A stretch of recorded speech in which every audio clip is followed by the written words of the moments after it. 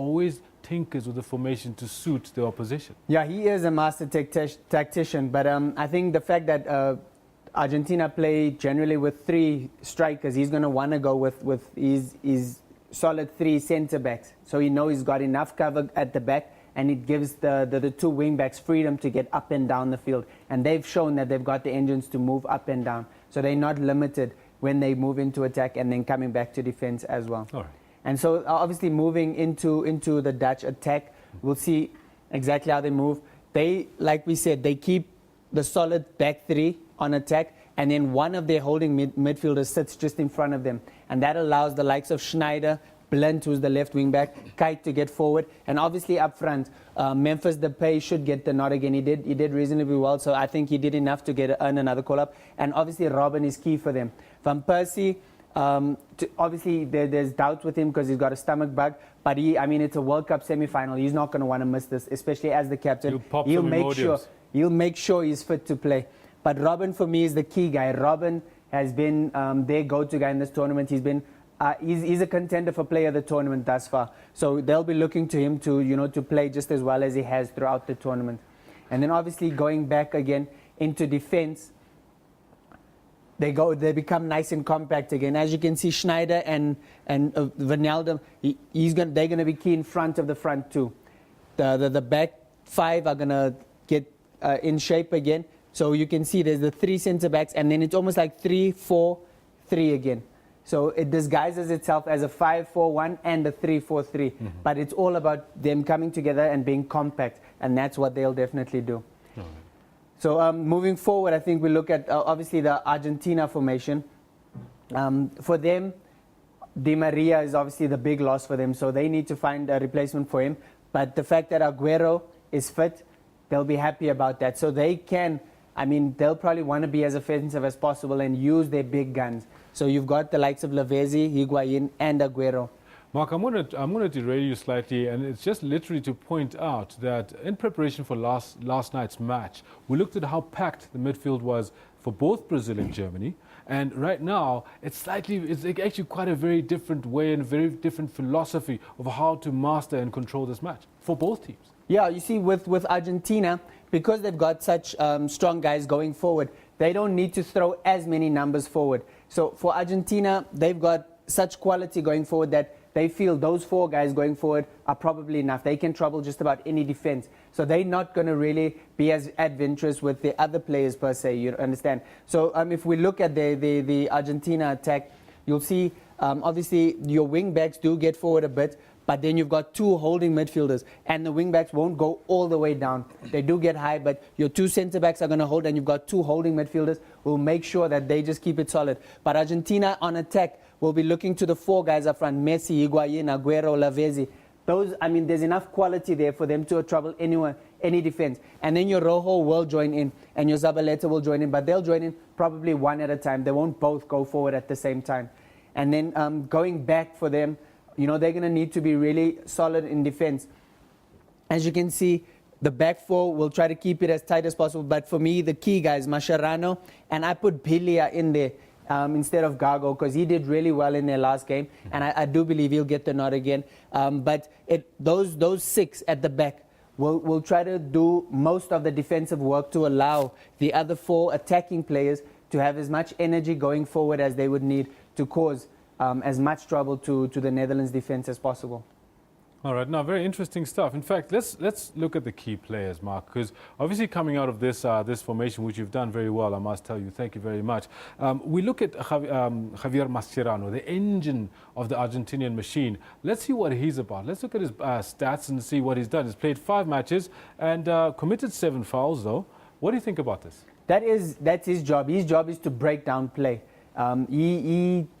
He's like when we say the engine, he makes sure that they take over, that he allows the other guys going forward a lot of freedom because he does all the hard graft behind them. He makes sure that he puts in a good workout so that the other guys can conserve their energy going forward so that they can go forward with effect. And so he's the workhorse in the midfield, and that he's been probably one of their most consistent players throughout the tournament. And they depend a lot on him to really go forward and just make sure that he wins the tackles and that he doesn't allow in this case, the Dutch players to express themselves. Having said that, I mean, he's recovered 37 balls in all 5 matches. That's phenomenal. And that shows why he's so important, because he starts the attacks, he wins the balls, and then at the same time he allows them to start and create problems going forward. And now the man that the entire team setup is built around, the man who requires no introduction, Lionel Messi.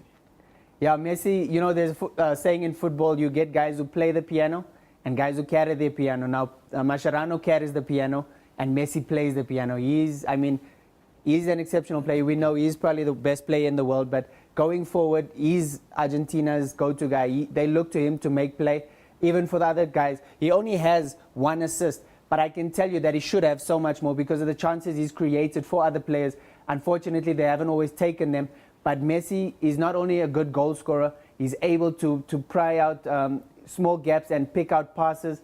Even the pass where Di Maria got injured, if you look at the ball he played through, that was absolutely phenomenal. And that's the danger with Messi. He can hurt you from different areas of the field, whether it's in the box or even deep in his half, playing through balls. And so Messi is definitely a key player for Argentina. Interestingly enough, and for me this says a lot about the way Argentina is playing as opposed to the club where he plays, Barcelona. He's committed 4 fouls. He doesn't commit half as many fouls playing for Barcelona.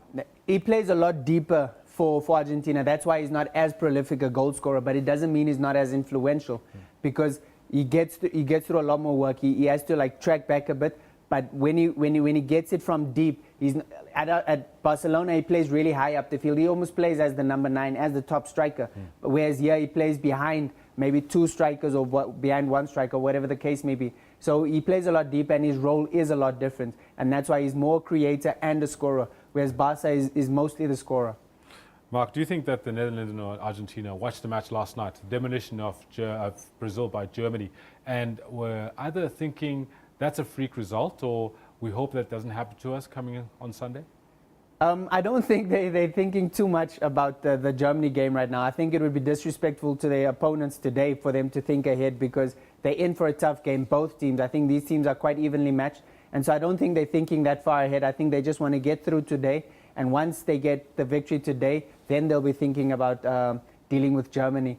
But at this point in time, I think both these teams are thinking about today's game. Let's touch quickly on the game breakers from the Dutch side, the guys that are going to be making those key plays for the Dutch. We look at a guy like Wesley Sneijder, for example. This man has committed 7 fouls, 5 matches played, a 75% pass completion rate. That's pretty good.